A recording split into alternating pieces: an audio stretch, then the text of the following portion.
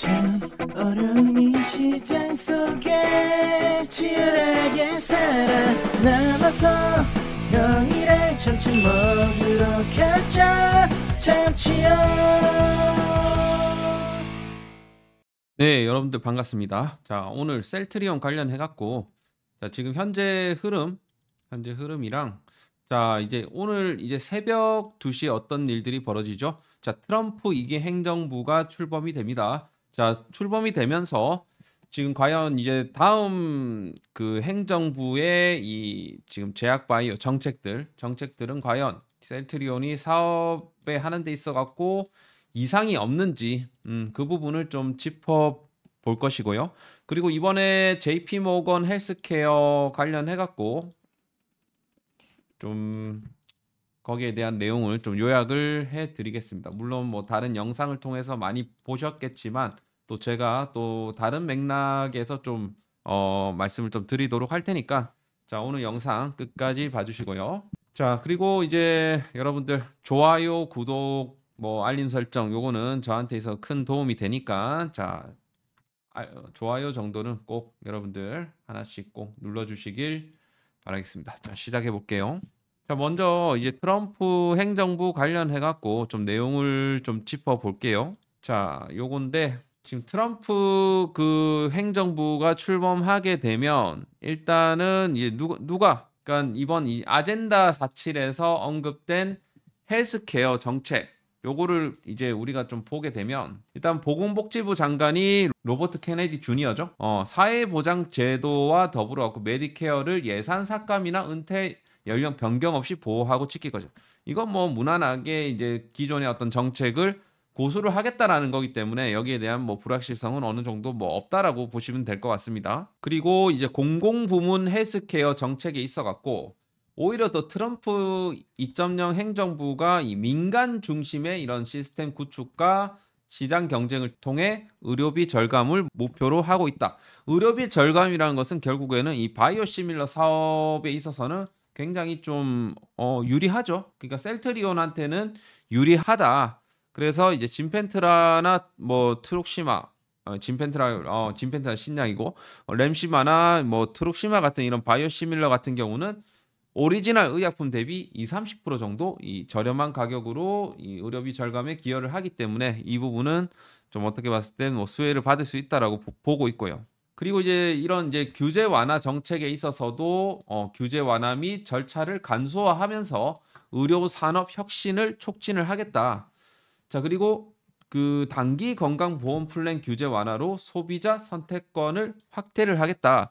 요런 부분들 사실 이 불필요한 규제 기존에는 이제 규제를 통해서 공공의료의 안정성과 신뢰성을 확보한다는 오히려 더 이 트럼프 2.0 행정부에선 좀 구체적으로 이 불필요한 규제 철폐 정책으로 인해 갖고 의약품에 대한 승인, 뭐 FDA 승인이라든지 이런 부분들 승인 절차를 간소화할 가능성이 커질 수가 있다. 이 부분이 굉장히 좀 중요한 부분이라고 볼 수가 있겠죠. 여기서도 나왔지만 자, 그래서 규제 완화 이게 이제 핵심이라고 볼 수가 있겠고요. 그리고 사실 미국 시장을 좀 중심으로 지금 타겟으로 하고 있는 셀트리온 입장에서 봤을 때 앞으로 이제 미국을 이제 트럼프 같은 경우는 단연코 이제 세계 최고의 의료시설과 생산국으로 만들겠다. 결국에는 누굴 배제한다? 중국을 배제한다.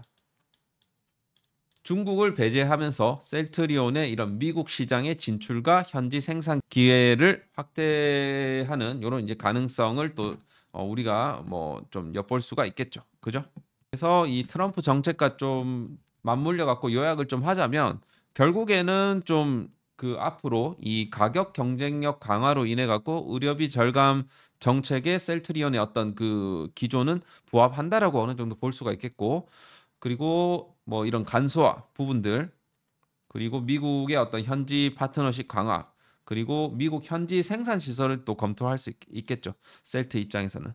자, 그래서 이런 부분들이 사실 이제 바이오시밀러의 이런 셀트의 가격 경쟁력에 있어서는 굉장히 좀 유리한 부분이 있겠고 높은 품질 뭐 현지화 전략 이런 것들이 다 부합한다라고 볼 수가 있겠습니다. 자, 그리고 요 내용도 굉장히 중요한데 사실 그동안에 이런 이제 비싼 약가의 주범이 사실 PBM이라고 이제 볼 수가 있겠습니다. 자, 쉽게 말하면 PBM이라는 친구들은 쉽게 말해서 약값을 흥정하는 흥정꾼이라고 볼 수가 있어요. 그러니까 이 보험사가 있고요. 그죠? 환자가 있고요. 얘네들은 보험사랑 환자를 대신해서 이 제약회사가 있잖아요. 제약회사랑 뭘 딜합니까? 약값을 딜하는 그런 이제 흥정꾼이라고 볼 수가 있겠습니다. 사실 미국 의약품 시장에서 굉장히 좀 중요한 역할을 하는 친구들이거든요. 그래서 얘네들의 어떤 역할은 결국에는 이 의약품 도매상 플러스 가격 협상가 역할. 그런 이제 기능을 하는 게 PBM인데, 그러니까 지금 이제 이 내용을 이제 보게 되면 이 PBM이 약값에 미치는 영향과 트럼프 2.0에서 이제 예상되는 조치. 그러니까 그동안에는 이 PBM이 이제 보험사 소비자 대신 약값 협상이나 관리를 이제 역할을 수행을 했는데, 앞으로는 이제 PBM과 제약사 간의 이런 리베이트 협상 조건이 좀 엄격하게 좀 제한될 수 있다. 엄격하게 제한될 수 있다. 그래서 약간 굉장히 좀 이 리베이트가 좀 단순화되게 되면 이런 다양한 형태의 금액 산출이 좀 어려워져요. 그래서 사실 이 부분이 조금은 셀트한테는 좀 안 좋을 수는 뭐 물론 있겠지만, 사실 짐펜트라 그 측면에서 봤을 때는 또 나쁘지가 않거든요. 결국에는. 그러니까 지금 현재 제약사는 어쨌든 PBM한테 리베이트를 제공하잖아요. 그러면 이 리베이트를 제공하면 이 PBM이 보험사랑 분배를 할 것이고, 요거를 갖다가 어느 정도 좀 조건을 좀 제한을 하겠다. 협상 조건이 제한을 하겠다. 요게 좀 있는 거거든요. 그래서 지금 현재 사실 그 우리 지금 짐펜트라 같은 경우는 지금 3대 PBM하고 지금 계약을 하면서 미국 시장 진입 기반을 확보를 했는데, 짐펜트라 입장에서 봤을 때는 뭐냐? 어쨌든 신약이잖아요. 그래서 PBM의 어떤 약가 결정 과정에서 이런 투명성을 이제 제고하는 이런 기조에서 오히려 이 짐펜트라를 선호할 수 있다. 요 부분이 좀 어떻게 봤을 땐 짐펜트라 입장에서 봤을 때는 뭐 호재라고 볼 수가 있겠고, 오히려 이렇게 되면 기존의 이 지금 기업들, 기존의 이제 오리지널 기업들이 오히려 안 좋죠. 오리지널 기업들이 안 좋고, 이런 투명성 강화로 인해 갖고 사실 이제 셀트리온 같은 이런 바이오시밀러 저가 약물을 선호하는 그 선호 심리가 강해지면서 그런 좀 이 바이오시밀러, 그리고 좀 신약으로서는 좀 성능이 좋은 그런 신약이 가격 경쟁력을 가지면서 조금 더 부각이 될 수 있지 않을까. 한마디로 셀트로 봐서는 뭐 그렇게 나쁘지는 않을 것 같다라는 생각이 들고요. 향후 이 다른 제품들의 이런 시장 진입도 수월해질 것으로 예상이 됩니다. 그래서 트럼프 2기 행정부의 이 출범은 오히려 셀트리온 입장에서 봤을 때는 나쁠 게 없다라고 판단이 된다라는 거죠. 자, 그 부분 참고하시고요. 그 다음에 이제 JP 모건 헬스케어 관련해 갖고 제가 좀 요거 내용을 좀 정리를 했습니다. 이렇게 이제 좀 서정진 회장이랑 이 서진석 그 대표이사가 이것저것 뭐 얘기를 좀 했는데, 요거 하나하나 좀 설명을 좀 드릴게요. 자, 한마디로 이번에는 이제 셀트리온이 바이오시밀러 회사가 아닌 이런 신약으로서의 신약 기업으로서의 회사로 좀 진화를 하겠다, 이렇게 선언을 했습니다. 그래서 사실 신약 개발 로드맵을 이제 공개를 했어요. 자, 여기서 이제 ADC 신약 개발. 그러니까 ADC 같은 경우는 여러분들 뭐 다 아시겠지만, 한마디로 좀 묘사를 하자면 정밀 미사일 같은 그런 약이에요. 미사일. 암을 정밀 미사일로 타겟하는 그런 약이라고 보시면 되겠습니다. 암세포만 이 선택적으로 공격하고 정상세포는 건들지 않는 그런 이제 기술이라고 볼 수가 있겠는데, 지금 현재 이제 CTP70 비소세포 폐암 치료제, 그리고 방광암 치료제 CTP71을 바이오베터 ADC로 현재 개발 중이라는 거죠. 그리고 지금 CTP72 요거 같은 경우도 그 암세포만 골라서 공격하는 이런 특별한 기술을 적용하는 그런 좀 포트폴리오라고 볼 수가 있겠고요. 그리고 사실 다중항체 신약이라는 것은 ADC 신약 같은 경우는 이제 정밀 미사일이라면 다중항체 같은 경우는 예를 들어 이 멀티 미사일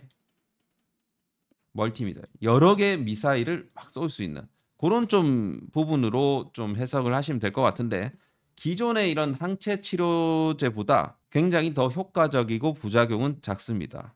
그래서 요번에 이제 다중항체 치료제로 CTP-72를 현재 개발하고 있고, 지금 현재 조건부 활성 다중특이 항체 그리고 면역 항암 다중특이 항체 여기에 지금 집중을 하고 있다라고 좀 이야기를 했습니다. 어쨌든 간에 셀트는 지금 이 신약 개발을 통해서 지금 매년 새로운 약 개발 프로젝트를 이제 시작을 할 것이다. 그리고 2028년까지 13개의 신약 후보 물질에 대한 IND를 제출할 계획이고, 이 중 9개는 ADC, 4개는 다중항체 분야, 그리고 2025년에는 ADC 신약 3건, 그리고 다중항체 신약 1건에 대한 그 IND 제출을 목표로 하고 있습니다. 그래서 이 부분에 지금 현재 개발 중인 이 지금 초기 실험 결과 매우 좋게 나왔다라고 또 얘기를 했고요. 그리고 현재 여기에 따라 갖고 지금 그 생산 능력을 현재 강화를 하겠다 이렇게 해갖고 하반기에 좀 공장 신규 공장에 대한 이런 건설 요것도 얘기를 했고, 그리고 CDMO 확장에 대한 얘기도 좀 했었죠. 요거는 다 우리가 이미 알고 있는 그 내용이라서 굳이 뭐 언급 드릴 필요는 없을 것 같습니다. 자, 그리고 현재 뭐 2025년 매출 5조 설정했고, 이 중 20%인 1조 원을 자기 면역 질환 치료제 진펜트라를 통해 이제 달성할 것으로 현재 기대를 하고 있다. 어느 정도 좀 내용이 우리가 좀 큰 새로운 내용은 아니지만 그래도 하여튼 뭐 요런 얘기를 했다라는 정도만 아시면 될 것 같습니다. 자, 여전히 이 셀트리온 같은 경우는 이 주황색 선, 어떻게 보면 이 주황색 선이 이제 맥점입니다. 맥점 라인을 중심으로 와리가리 하고 있는 그런 상황이고, 크게 막 여기서 이제 변동성을 지금 주지 못하는 거는 약간 실적에 대한 좀 불확실성도 어느 정도 있다라고 생각하고, 그 지난 이제 4분기 그 진펜트라에 대한 그 매출 요거를 약간 지금 확인하고 하고자 하는 그런 좀 수급의 어떤 흐름이 아닌가, 그죠? 그래서 진펜트라 매출을 좀 확인하고 좀 어느 정도 이제 기관들의 투심이, 외국인들의 투심이 들어와 줄 것 같다라는 생각이 듭니다. 하여튼 실적 발표 때까지 뭐 물론 중간중간에 어떤 이슈들이 뭐 나와 줄지는 모르겠습니다만, 그죠? 중간중간에 뭐 커다란 호재가 나와서 막 또 주가를 끌어올릴 수도 있겠지만, 어쨌든 실적 발표 전까지는 계속 이렇게 지지부진한 흐름을 좀 보여줄 거라고 좀 생각을 합니다. 그래서 일단은 어쨌든 자사주 지금 매입 기간이잖아요. 희한하게도 이제 셀트리온이 최근 이제 자사주 매입을 굉장히 많이 했거든요. 매입 신청을 많이 하고 했음에도 불구하고 여전히 좀 매입을 신청을 하고 주가는 굉장히 좀 잘 못 가는 그런 좀 흐름들을 그동안 보였습니다. 지금 11월 21일 날 일봉으로 볼게요. 11월 21일 날이 언제죠? 11월 21일 이때 자사주 매입을 신청을 하고 주가가 좀 단기적으로 상승하는 흐름을 보였지만, 이때는 좀 과대 낙폭 구간에서 이제 나온 거다 보니까 좀 임팩트 있는 좀 상승세가 나왔다라고 볼 수가 있겠고, 그리고 10월 25일 이때는 오히려 부진했죠. 그죠? 이때는 좀 부진하면서 오히려 자사주 매입 그 신청 이후에 주가를 빼버렸고 여기서 또 추가적인 매집을 했습니다. 그죠? 10월 25일. 그리고 6월 14일 볼까요? 6월 14일도 마찬가지. 자사주 매입 신청 이후에 주가가 또 빠졌습니다.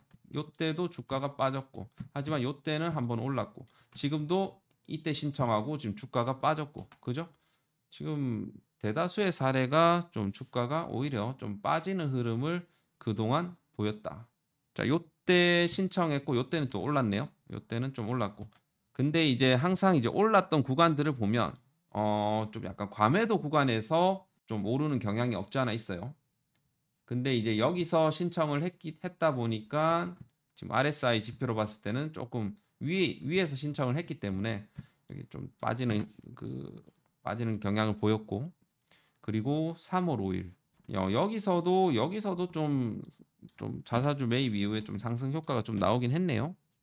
작년 11월 9일 요때도 좀 상승하긴 했고, 최근 들어갖고 추이를 보면 근데 좀 빠지는 흐름을 보였기 때문에 지금도 그 기조를 좀 이어가고 있는 것 같습니다. 결국에는 대체적으로 이제 지금 현재 자사주 매입, 지금 그동안 그 셀트가 지금 몇 년간 지금 거의 근 2022년부터 해갖고 자사주 매입을 쭉 해왔잖아요. 거의 횟수로 봤을 때 3년째 지금 자사주 매입을 하고 있는데, 결국에는 지금 셀트리온의 이 자사주 매입 평단가를 우리가 좀 보게 되면 2022년 2월부터 했거든요. 2월 21일부터. 그러니까 기간으로 봤을 때 기타 법인으로 봐야 되겠죠. 기타 법인. 여기서 2월 22년도 지금 2월 21일. 그죠? 250일밖에 안 되네요. 그럼 250일 정도 평단을 봐드릴게요. 기타 법인으로 봤을 때는 11만 7천원, 17만 1천원, 17만 1천원. 대략적으로 봤을 때 별로 큰 차이는 안 날 것 같긴 한데, 요 정도가 자사주 매입 평단가인 것 같습니다. 요 정도가 16만 7천원부터 해갖고 17만 원대. 요 정도가 셀트리온의 자사주 매입 평단가라고 보시면 되겠습니다. 지금 아직까지도 셀트리온 자사주 매입이 지금 100% 다 안 됐는데 계속 이제 3만 주씩 신청을 하는데 체결은 이제 또 100% 또 안 되고, 그러니까 계속 낮게 거는 것 같아요. 얘네들이. 웃긴 거는 참 요놈들이 한통속인가라는 생각이 들 정도로 누군가는 또 매도를 치고 누군가는 또 그 물량을 받는다라는 거죠. 무슨 자전거래도 아니고, 그죠? 지금 최근에 이제 투신보험 사모펀드 조합의 이 매도세가 계속해서 이 주가의 발목을 잡고 있는 그런 좀 수급이라고 보여지거든요. 그러니까 결국에는 이제 상방으로 올라가려면 결국에는 요놈들이 어디서 매수 전환을 하느냐, 그게 단기적으로는 관건이 될 수가 있겠다. 그죠? 그래서 연기금도 최근에 매도에 동조를 하고 있고, 그래서 셀트리온의 지금 주가에 있었고 박스권에 지금 가두고 있는 친구들은 결국에는 기관들의 작품이다. 요놈들이 진짜 나쁜 놈들입니다. 나쁜 놈들. 기관들. 연기금이니 뭐니 투신이니 보험이니 그죠? 그리고 외국인들도 마찬가지예요. 똑같아요. 똑같죠. 저 외국인들이 뭐 검은 머리 외국인이 가능성이 굉장히 높지만 메릴 린치, JP 모건 마찬가지죠. 시티그룹까지 해갖고 굉장히 좀 수급적인 문제가 많은 종목이라고 볼 수가 있겠고, 그렇게 이제 질질 끌면서 여러분들의 심리를 지치게 해놓고 나갈 때쯤에 그때 주가를 확 끌어올리지 않을까, 그렇게 보고 있습니다. 항상 그래 왔듯이 이렇게 지지부진하게 해놓고 이런 식으로 끌어올리고, 지지부진하게 끌어올리고, 또 지지부진하게 하다가 또 끌어올리겠죠. 그죠? 그런 흐름이 나와줄 가능성이 높습니다. 자, 그래서 일단은 시기적으로 봤을 때는 2월달 실적 발표 때를 기준으로 좀 변동성이 나와주지 않을까, 그렇게 보고 있습니다. 이번 JP모건 헬스케어 이슈는 조금 너무 좀 재미없는, 그냥 기본적으로 아는 내용들이 나와줬기 때문에 딱히 모멘텀을 못 받은 것 같습니다. 자, 그렇게 보고요. 어쨌든 셀트리온 주주 여러분 화이팅 하시고요. 자, 오늘 영상이 조금이라도 도움 되셨으면 좋아요, 구독 한 번씩 눌러주시길 바라겠습니다. 감사합니다.